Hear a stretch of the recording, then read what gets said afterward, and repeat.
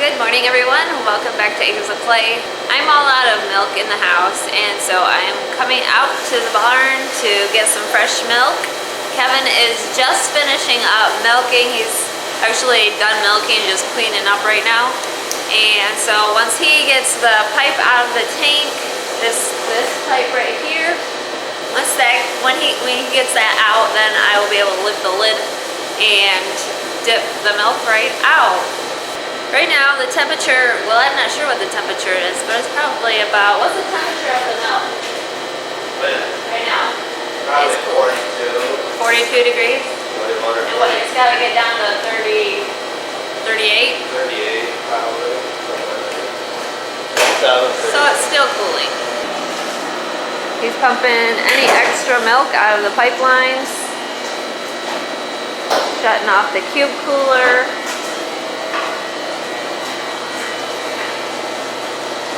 And it's just getting ready to shut it down.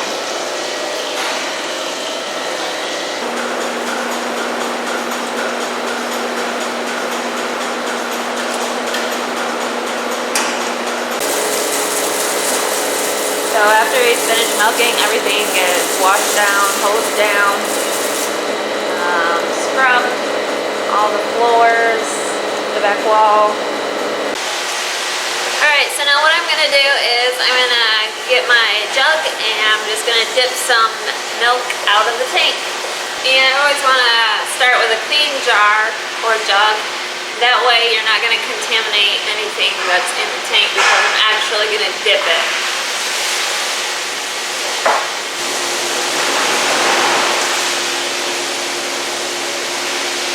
Here it is. Fresh, foamy milk. This is how we use it. This is going to form a line, a cream line, and you can dip the cream off, but Kevin, who really likes the cream, he likes to keep it on and drink the cream. If I know I'm going to be making butter, then I'll take the cream off the top and save that until I have enough cream to make enough butter to make it worthwhile. But anyways, I gotta get that lid closed. Goodness. And there you have it. That's how we get our raw milk. And from the farm to our kitchen. And I actually needed the milk because I have a recipe that I'm working on that calls for milk. So here I am in the kitchen with my fresh milk. And I have a sourdough starter that needed feeding, so I've already put the flour and the sugar in. Now I need to add the milk.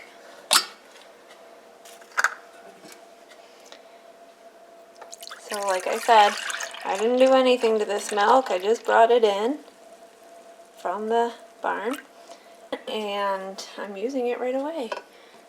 So I didn't even filter it because basically what our parlor has a filtering system and it does a really good job at filtering it. So I never really worry about double filtering it once I get in the house. I never do that. So anyways, this is my sourdough starter. Actually, it's called like friendship bread. And my mom gave me this starter. And the next thing is Kevin's going to want a big glass. Are you going to want a big glass? Yeah. Yeah. Is it your favorite? Yeah, whole milk. Yeah, it's very good. Tastes like melted ice cream.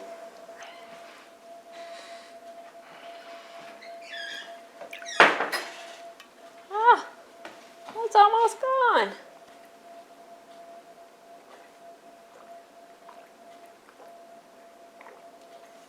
Good stuff. Alright, now that you guys have seen that we drink and use our raw milk that we produce, I'm going to give you a few facts about raw milk. Raw milk is not something that you can buy in a grocery store here in Michigan. I don't know about other states, but here in Michigan it is against the law for any producer. So if I were to make raw milk cheese or yogurt or kefir or anything, there's no way that I could sell that.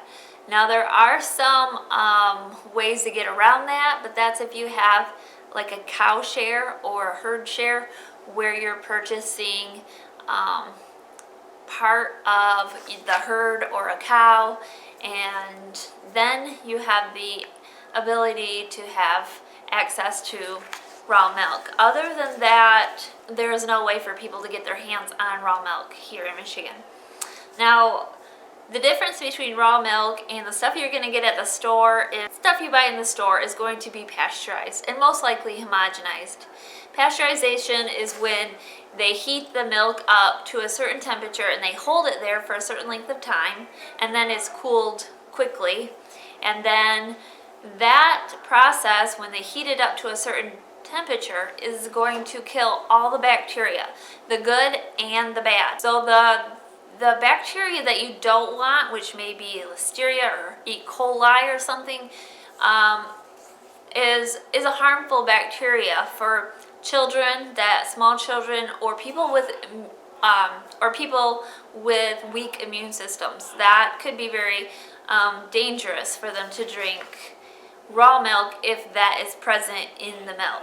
But pasteurization is also killing the good bacteria, which makes it easy for our bodies to digest. So they're changing the compounds in milk when they heat it, and it makes it so our bodies are not really capable of digesting it. And then people end up being lactose intolerant, or there are allergies against milk, but a lot of people have lactose issues, and it's due to this pasteurization process that makes it this way. Now, homogenization is different. It's when the whole milk or the fat globules are forced through orifices under a very high pressure. In doing this, it breaks up the fat globules into very small pieces, much smaller than what they are. And it's changing the chemistry of the milk even more. And they do this because this keeps the cream from making a cream line at the top. A lot of the times our milk, if you see it in the jar, in the refrigerator, there's going to be a line of cream at the top. Well, when you homogenize it and it goes through this, the orifices at such a very high pressure, it changes the whole chemistry of it, so that way when you see it in the store, you're not going to see that cream line. Now, when it's changing that whole chemistry, it's also changing the way you can digest it as well. So it changes everything about the milk, and so it's not really what the cow has produced. Now, homogenization can change the color, it can change the flavor of milk, and it will change the nutrient value of milk. So that is pretty much what pasteurization is and homogenization. Now let's talk about raw milk. Some people ask now, will raw milk make you sick? The answer to that is no. We drink raw milk and use raw milk on a daily basis. We have never gotten sick. Now, would I drink raw milk from any dairy farm? No. Would I use raw milk from just any dairy farm? No. I know our cattle, I know the health that they're in, and I know what they're fed. With knowing that, I am okay feeding this to my family. But if I didn't know the health of the cow or the process of the milking, or if I didn't know what they're fed necessarily, then I may be really leery at purchasing or drinking, not purchasing, but I would be really leery at drinking and using that raw milk. So number one is you have to know where your source is coming from to be a healthy source. Now, a lot of people may say, well, I'm lactose intolerant and I can't drink milk, but can I drink raw milk?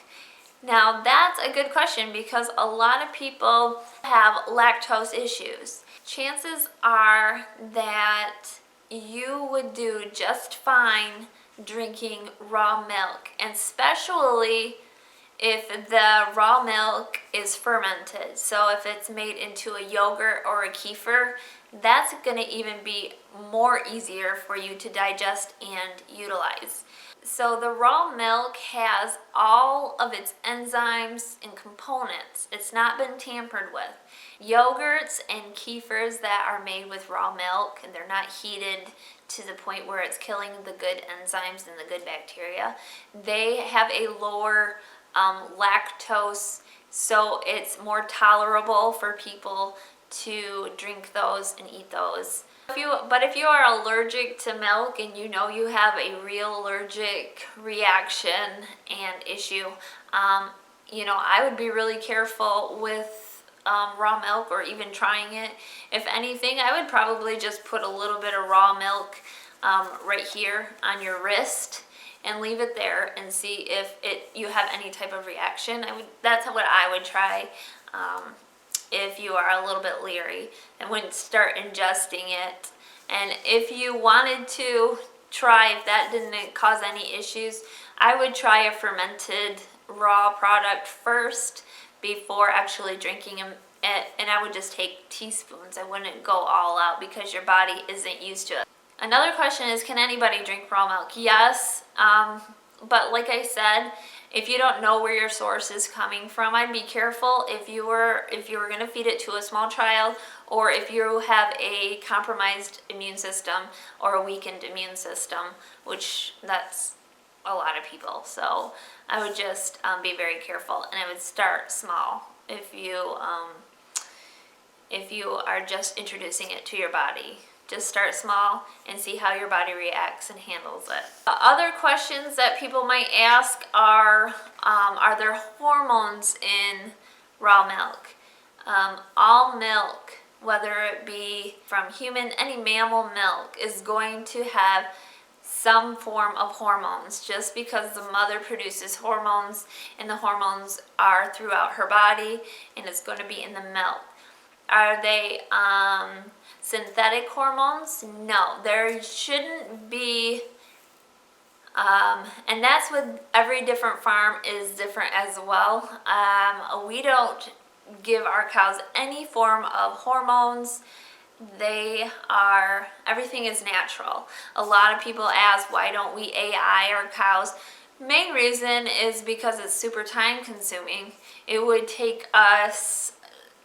just take up so much more of our time if we AI'd, because you have to give the cows hormone shots. You have to be on a very tight program in order for them to actually, before you even AI them, they are on a very tight hormone schedule procedure. So we don't do anything like that on our farm. And as far as how long can raw milk be kept, raw milk is good in the refrigerator for at least a week, maybe 10, 12 days. It can last. It's got a good shelf life.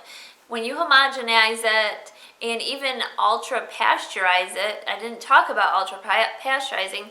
Ultra pasteurizing is when it gets up to like 200. I could be off a little bit on the timing, but ultra pasteurization is when they pasteurize it at a ridiculously high temperature, like 280 degrees Fahrenheit or something, and it's left there just for a few seconds, and then it's cooled real quickly, and that is going to kill everything about your milk. I'm not sure that there's any nutritional value to ultra pasteurized milk.